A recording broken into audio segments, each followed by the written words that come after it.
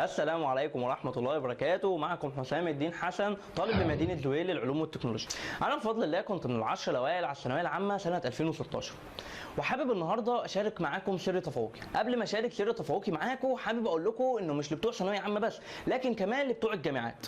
انا درست لمده ترم في هندسه بني سويف، وبفضل الله في الترم ده جبت امتياز، ومع ذلك كنت بذاكر تقريبا ساعه واحده في اليوم، وليله الامتحان كنت بذاكر من 10 دقائق ل 30 دقيقه مش اكتر، وكنت بشارك في انشطه وباخد كورسات ملهاش اي علاقه بالكليه بتاتا. ولما دخلت جامعه النيل ودرست هناك لمده ترم، الحمد لله برضو كنت جايب GPA 3.94، وبرضو كنت بذاكر ساعه او 2 بس في اليوم. دلوقتي هصدمكم واقول لكم ان السر هو الفهم، اني فهمت ازاي عقلنا بيشتغل، وازاي المعلومات بتخش جوه العقل، وازاي احنا اصلا بنتعلم، وازاي الذاكره بتاعتنا بتشتغل، وازاي المعلومات بتخش جوه الذاكره، وازاي تتحفظ بسهوله. ودلوقتي هديكم 8 نصايح علشان تساعدكم ان شاء الله تحققوا تفوق.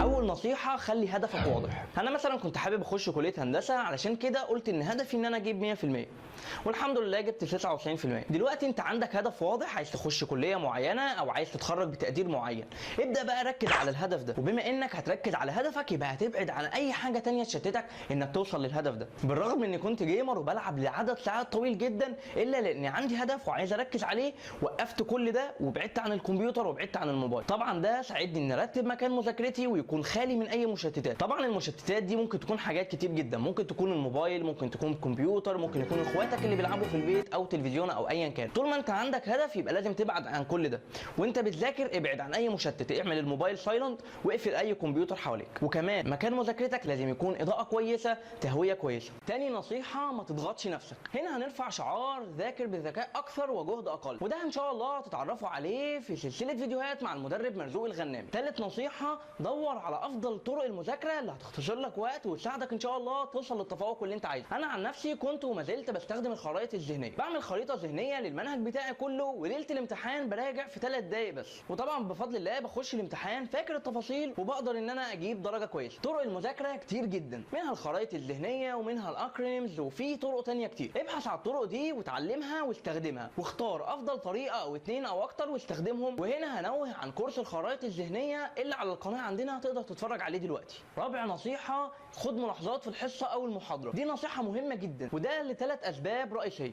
اول سبب انك هتركز في الحصه او المحاضره مع المدرس او الدكتور. تاني سبب انك هتعمل رابط بين الحصه والمعلومات اللي خدتها في الحصه او المحاضره مع مذاكرتك في البيت، وده هيؤدي لثالث حاجه، وان وقت مذاكرتك هيقل جدا وانتاجك هيكون عالي ان شاء الله. انا عن نفسي في اي حصه او محاضره لازم اخد ملاحظات ورا الدكتور او المدرس، وطبعا في طرق ومبادئ تتبعها علشان تاخد ملاحظات في الحصه او المحاضره، تقدر تبحث عنها، ولو حابب تسال في النقطه دي تقدر تسالني في كومنت. خامس نصيحه مهمه جدا وهتفرق بينك وبين اي طالب تاني، وهي انك تذاكر بعد الحصه او المحاضره على طول، وده طبعا بسبب منحنى النسيان الرهيب. ولو عايز تعرف السبب روح اتفرج دلوقتي على فيديو منحنى النسيان الرهيب. كتير كان بيبقى عندي حصص ورا بعض، وفي الجامعه بيبقى عندي محاضرات ورا بعض، ومع ذلك كنت بستغل اي 5 دقايق او دقيقتين بين حصه وحصه او محاضره ومحاضره اراجع الملاحظات بتاعتي. الملحوظه رقم 6، نام بدري واصحى بدري. في احد الدراسات اللي اتعملت في جامعه هارفارد اثبتوا ان الطلبه اللي بيناموا بدري علشان ياخدوا امتحان الصبح بيتذكروا المعلومات 35% افضل واسرع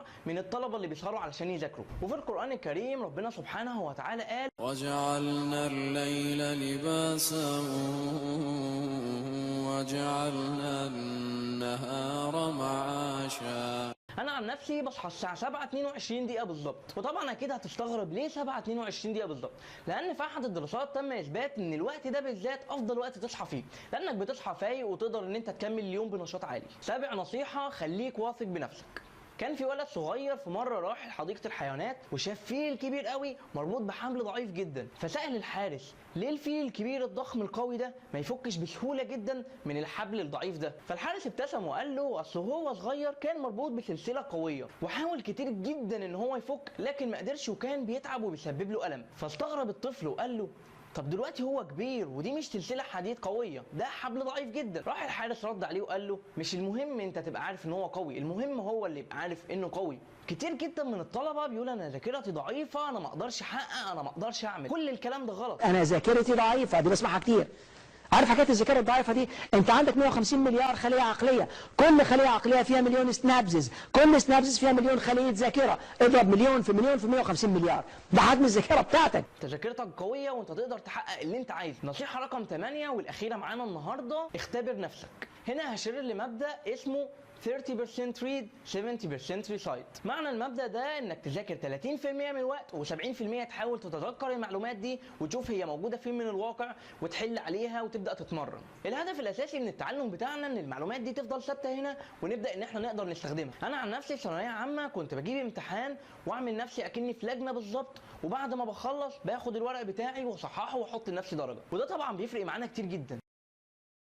خلاصة اللي انا قلته النهارده، خلي عندك هدف ركز عليه، شوف ازاي ممكن توصل له، وخليك واثق في نفسك وانك باذن الله هتقدر توصل. كل شويه قيم نفسك وشوف هل هو ده اللي انت عايزه ولا لا، واكيد ان شاء الله هتحقق اللي انت عايزه. دي كانت خلاصه خبره سنتين تقريبا، اتمنى تكونوا استفدتوا منها وتقدروا ان شاء الله تطبقوها، ويا ريت لما تطبقوها تعرفوني النتيجه في كومنت. ولو انت عندك خبره او اضافه حابب تديها للفيديو يا ريت تكتبها لنا في كومنت علشان نستفيد منك وكمان زمايلك يستفيدوا منك، وكمان اكتب لي انت بتذاكر ازاي علشان نستفيد منك واصحابنا كمان يستفيدوا منك.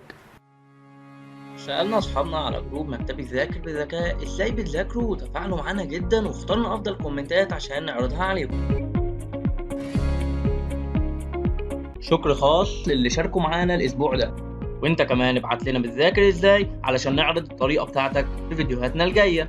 ويا ريت لو عجبكم الفيديو تدوسوا لايك، ويا ريت تشتركوا في القناه علشان توصل لكم الفيديوهات الجديده، ولو شايفين الفيديو مفيد يا ريت تعملوا شير علشان كمان اصحابكم يستفيدوا منه. وفي النهايه احب اشكر الدكتور احمد محمد مصطفى على تعبه الكبير معانا في التصوير.